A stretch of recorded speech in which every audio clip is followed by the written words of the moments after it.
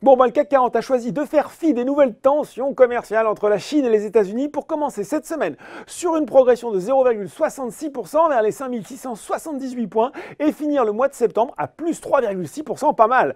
Nouvelle tension commerciale donc, puisqu'à une semaine de la reprise des négociations entre la Chine et les États-Unis, voilà que Donald Trump envisagerait, selon Bloomberg, de retirer des entreprises chinoises de la cote américaine et d'imposer des limites aux investissements des fonds de pension américains en Chine. On en parlait ce midi sur Ecorama, une menace mollement démentie par l'administration américaine et qui n'a pas empêché les marchés US de progresser tous les deux de 0,4% à 17h40, le Dow Jones vers les 26 932 points et le Nasdaq vers les 7 971 points. Sur le SBF 120, c'est le spécialiste des systèmes de transport et stockage de GNL GTT qui domine les hausses.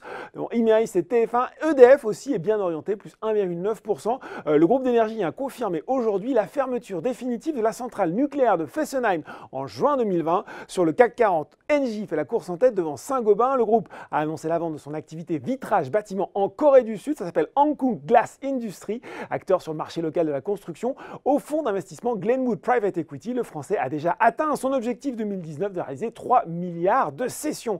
Côté baisse sur le SBF 120, Quadient ex-Neopost repère une partie du terrain gagné la semaine dernière dans la foulée des résultats semestriels. Derrière, le producteur de nickel Eramet est impacté par Société Générale. La division analyse de la banque a réduit son objectif de cours de 91 à 68 euros tout en réitérant sa recommandation à l'achat. Elle estime que la hausse des dépenses d'investissement dans le minerai de manganèse et le lithium va probablement pénaliser l'action à court terme.